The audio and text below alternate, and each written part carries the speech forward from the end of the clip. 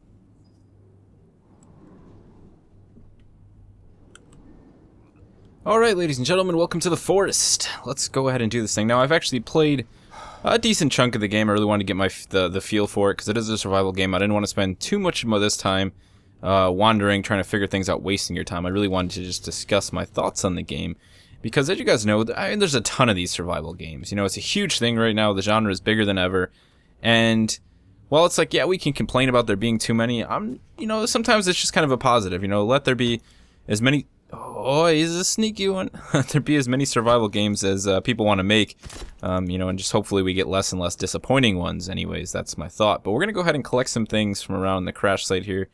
Items, get some food while we're here. Maybe grab a few rocks and some twigs, some supplies, before we make our way away from this crash site. Because that strange man, whatever he may be, wherever we may have crash landed, seems to have taken our son. But right now we can't do anything about that, sadly.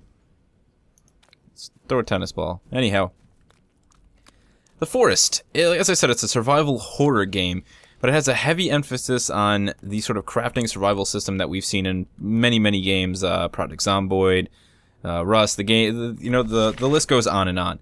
So if we hold B here, we actually have a survival manual that we happen to be having. It's part of our kit from the start. Now, I imagine maybe down the road this might be something that they'll tweak in terms of what you unlock and how you unlock it. But right now we have a few basic things. We can make a fireplace. We can make a shelter. We have some temporary storage, custom buildings, some traps, and some small boats. There's a lot of promise, right off the bat just looking at the game. We can build a hunting shelter. It tells you what's required. You can also lay down a template for that by putting it on the ground, and then you can walk up and simply fill that template in. So it does a good job of kind of letting you know what's going on. So some people might look at that as mixed thoughts, because I've been trying to say to myself, actually, what is it trying to be? Is it trying to be a hardcore survival game? If that's the case, then why do I have so much like instruction as to how... Oh, okay, it looks like we got a few more of the tribal guys. We really need to get out of here. This isn't actually a really good place to be, but I really want to get some logs while I'm here. What we're going to do is we're going to head over to the shore there so we can wash this blood off our arms. One of the things about blood in this game is you do actually have the possibility to have an infection. You just kind of let blood coagulate and sit and cook on your arms all day long. It's not a good thing to do, so let's grab a few more stones. I'm not sure how many more we can carry. I think that was the last of it. And let's look for the ocean. Actually, this is something I was curious about, because I had remembered the first time that the plane crashed, I didn't remember being able to see the ocean as well as I could the second time that I did this. Currently, there's no way to save the game as far as I could tell. It's like on permadeath mode. And while there is an option to load the game inside of the options menu, not sure if that's something that's just there for the sake of being there right now. If it's going to be removed, it's going to come back. Again, the game's very, very, very early alpha. A lot of things are definitely going to be changing. The one thing we don't want to do is have a really big run-in with those guys.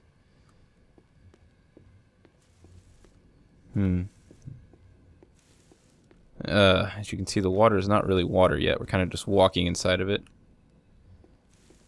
I'm actually really sketched, though, about them being okay. Okay, here is the shore. We're closer than I thought. So let's make our way out there.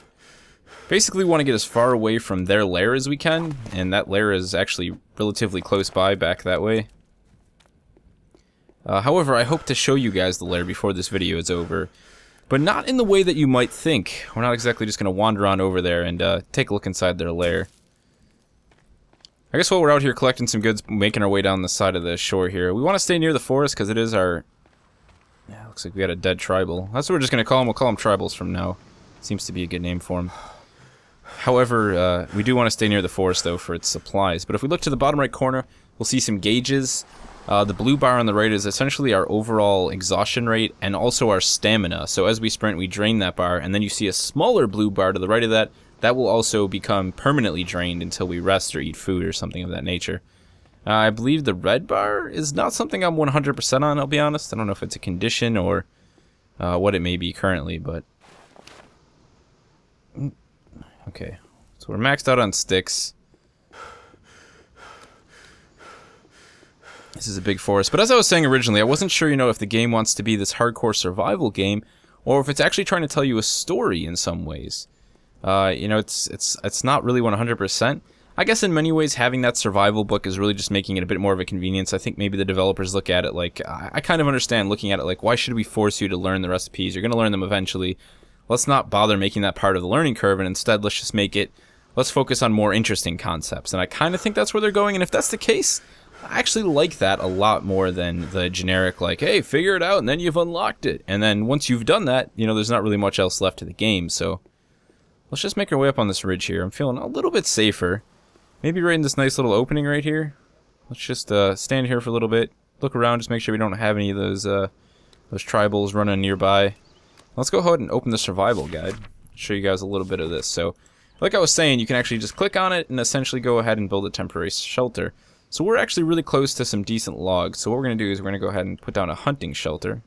It's going to require a little bit more effort to actually create, but I think it's more than worth it. That's our inventory. We'll look at that in a second. Let's go ahead and make a fire while we're at it, though. Basic fire. Put that right outside so we can keep ourselves nice and warm at night while we're sleeping. Now, right away, you can see, okay, we have the template for it. If we look to the bottom left, it'll tell us what we currently have, what things we need to gather, essentially, to build everything that we've placed down.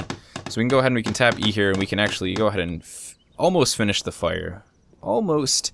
I think we need like 1 or 2 more twigs. So let's go ahead and find a skinny tree. Not sure if this one's going to work for us. I might just be missing it. Let's hit it one more time. Alright, let's just go find another one. We got a bunch of them all over the damn place. I'm actually a really big fan of the way that you collect items in the game, though. It's a very interesting mechanic rather than just kind of shoving things in your pocket. You are very limited to what you can carry. Okay, there's the fire. And we do have a lighter, luckily. So let's go ahead and start the fire. Now what we're going to do is we're going to cook that rabbit we found, so we can hit left click. It's going to put it in our hands. Press C, we'll put it on the fire. Now, if you actually burn the rabbit to the point where it is uneditable, you won't be able to eat it, and you've just wasted it. Ah, there's a shiny lizard there. Let's get him before he climbs down that tree. It's going to make a nice meal. I'm sorry, lizard. Oh, I think we may have bugged out there. So, as I was saying, guys, a lot of bugs. This is a game that very much, I think, should have a little bit more powerful of an alpha warning, because people are very... daft. They buy into an early access game and they seem to forget what early access means, so hopefully people can kind of understand that with this game. But let me talk a little bit about some things that impressed me in the time I played it. I played it for about 2 hours now. I haven't gotten really far in because I spent a lot of time actually trying to understand what they were doing with the tribals. I found them to be a very interesting aspect of the game. Like I said, I mean, if you're too close to the lair, they'll stalk you. You see them sort of moving in packs together. The AI for them is very intriguing. It's very interesting. I'm just very interested in general to see what they're actually going to be doing with that tribal. And you know, what sort of story there is to tell. I mean, we know our son was taken by them. Can we find our son? There's just so many questions that I'm interested to see answered. The game seems to have a much larger premise behind it, at least than it leads on initially, than being a simple survival and crafting game. But let's go ahead. We're going to slap some of the stuff we just collected back down on our site. And we're going to chop down our first serious tree, because this is where things get pretty neat. It's sort of an element that in most games, you know, you don't see. I mean, you chop down an entire tree, you shove like 50 logs in your pocket, and then you build a house. The game's going for, I don't know if you'd call it a more realistic approach, I guess you could say. Let's actually take down, we don't want to really ruin the one right near our campsite here. Let's go for, we don't want too big of a tree. This one's a decent sized one right here. So there does seem to be some sort of mechanic, some sort of an engine built around actually chopping down trees and having... Oh, we're really low on stamina. Oh, let's go check on that rabbit. Kind of forgot about that. I have a feeling it's not going to be edible. So there's a lot of things you actually have to balance in this game. Like I said, you can't just go ahead and... Yeah, we burnt that rabbit to a crisp. Well, at least we still have... Oh, no, we don't have a lizard to cook. We can drink some soda. It's not exactly going to make us feel any better. Well, apparently the soda gave us enough energy. We can at least chop down that log, and then we'll concern ourselves a little bit later on with what we're going to do about getting some food. So you can see we've actually started to chop one side of it. So it does seem to have a sort of actual... I don't know what you'd call that. I'm at a loss for the word right now, but you do actually have to chop down different parts of the tree. It's not just click on the tree, things happen. And you gotta watch out, because the tree actually falls like a real tree. Timber! Somebody's gotta say that, right? That makes a really cool sound effect. And look at that, we actually have to carry back individual logs. Then we can actually make a log storage caddy at our shack. We can store all the logs right there. A lot of small elements and details went into the actual survival aspect of it.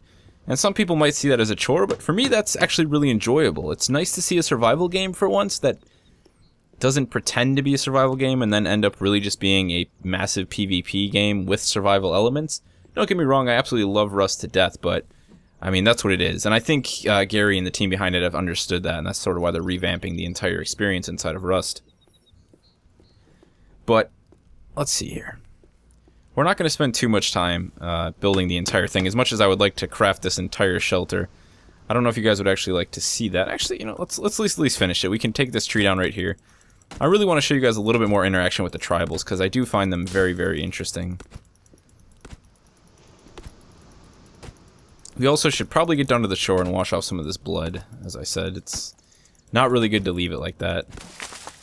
Now, I did want to make a mention of performance for anyone out there who may be purchasing the game. I'm running things on decently low. We'll actually take a look at the options really quickly so I can show you guys what I'm running it on.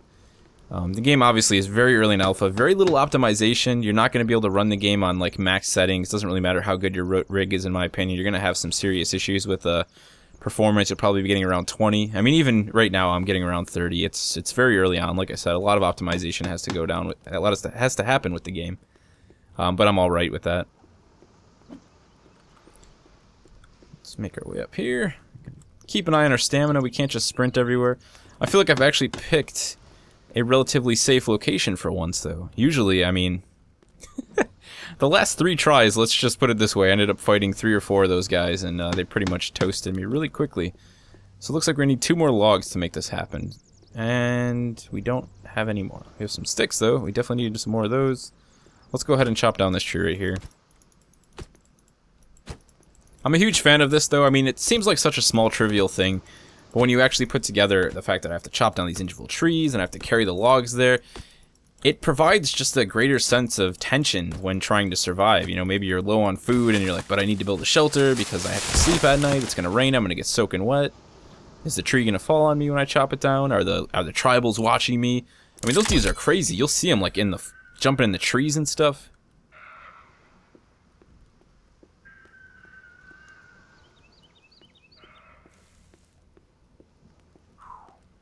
Yeah, and this is where the game reminds you that it's... Oh, I stepped in the fire. Not good timing. Just stop burning. We don't have time to get down to the water. Stop burning. Oh, man. They're so creepy. They really genuinely are. It gets me on edge. Especially, I mean, I have no place to go. It's not like I have a house. I'm sleeping in the frickin' woods. Ugh. Oh, here we go. Sleep here to fill energy and save game. Follow the Ohama. Okay, so this actually counts as a save point. I had no idea before because I didn't actually build one of these. I just kind of died. So let's go ahead and sleep. Oh, it's nighttime. I don't want it to be nighttime. Let's make it daytime again. I'm just so... Whoa. That's a really nice touch. See, things like that, this game has been wowing me just around every corner with really small details, and I try not to get overexcited and be like, oh, you know, that's so cool, but it's like, that is cool. I'm also actually really happy to find out the game isn't permadeath, because I wasn't sure, to be honest, so... now that we've been terrified by these bloody tribals... Oh, crap. Is that a lighting bug? I think it's just a lighting bug. Some of them wear, like, lamps on their heads, dude, and they run around with them, and it's freaking scary, man. I think we can afford to sleep until the morning. Okay, the sun's starting to come up. We definitely do need to find some sort of a food source. I'm super creeped out, though. Let's go ahead and take this log back to camp, though. I mean, I'm pretty sure we're far enough from their lair where it's not a super duper concern, but... I'm still a bit worried. Let's take a look at some of the crafting items in the game. Some of the other things that we can craft. So we have our log holder. Basically, we can just make that out of sticks, so what the hell? We might as well build one of these up. I didn't actually want to build it right there, but it looks like we're doing that anyways. So we'll get some more sticks and we'll finish that off. Let's take a look a little bit further down. So we can actually have custom buildings, or if you look at the actual shelter that we have here, we can go ahead and just build a straight out log cabin. It's going to take a lot of resources, but obviously that's much more protection than a hunting little fence here or a tiny lean-to made out of sticks and leaves. We can also have custom buildings, so we can build defensive walls, walls with windows. We can build our own houses. We can make larger scale houses. We have deadfall traps, the happy birthday trap. We have a noose trap, so a lot of things we can do to defend ourselves against these terrible tribal creatures. We can build a rabbit cage. We can build a small garden, which will probably let us farm. We also have houseboat and a small boat. And then there's a lot of stuff that's not finished yet. Now, I'm not sure if these are things that we have to unlock. We'll have to see, you know, maybe it's things we have to unlock. Maybe they're items that just aren't in the game yet, as it is still very early alpha. But I'm extremely interested in the forest, and I'm looking forward to playing more and more over this over the next couple days, just to see how far I can get, you know, what I can discover. I'm actually very interested in the story, you know, to the fact that my son is out there somewhere is a really big push to kind of, you know, find out what's going on. And also, obviously, a very big reason to actually go ahead and, you know, push into their area, to risk going somewhere that I really don't want to go, if I'm honest. I don't want to go to their lair. It's not a place I want to be. But what I want to show you guys, one last thing. I'll throw my save game out the window for you guys. We're gonna do one final thing here. Let's drop this log. So the logs actually disappear is the issue. That's one reason you really do need to actually build this up. But we're gonna make our way towards the tribals, so I can show you guys one last thing. Oh, look at that! They came to us. Why are you running? Oh, that's all it took. That's all it took. Oh, wait. I can crawl. I can crawl away. So I'm dead, right? I mean, that sucks. I died. Luckily, I had that save game. Totally. Oh, wait. What? Yeah, this is the forest, guys. You don't die. They capture you alive, and you end up in their damn cave with all the dead tourists and other members of what apparently was a pretty brutal plane crash. So you can go about then scavenging whatever supplies you can from inside of this cave, and then attempt to make your way out of it and hopefully get back to home base, which is luckily marked on the map. So the game, again, isn't really focusing on that super hardcore survival aspect. It's actually trying to do a little bit more, I think, and it's trying to go in a slightly different direction than most survival games, but at the same time, I mean, really having plenty of survival elements. You saw all the different things we could do. There's actually fishing I didn't get to show you guys. There's a lot of just small details put into the game, even at an early alpha state, that have me genuinely excited to see the future of the forest, more so than any other early access game out there. For me, most early access games are just games lacking a lot of features. The forest has a lot of features, a lot of creativity, and what seems like a lot of passion from the dev team put into it, just with the little time I've spent with it. I can't say enough about the game. If you guys are interested in checking it out for yourself, you want to know more about it, I'll have a link to their Steam page. This whole thing's flooded, man. To their, oh, that's a new axe. To their Steam page in the description below. Again, early access, $14.99. If you're someone who enjoys early access, you know, be warned, the game is very early on. As I said, performance issues are abound. There's a ton of bugs. Don't expect your game saves to stick around, I imagine. A lot of the stuff's going to get erased. But if you're interested in diving into the forest at an early state, helping them develop the game, going to the forums, giving them feedback on the bugs and issues, then I definitely recommend it out. I mean, if you're really looking for a survival game that seems to be promising a lot and maybe even, you know, delivering on those promises, then the forest is something I definitely recommend. I'm going to try and make my way out of this absolutely terrible place, and hopefully I'll see you guys in the next one.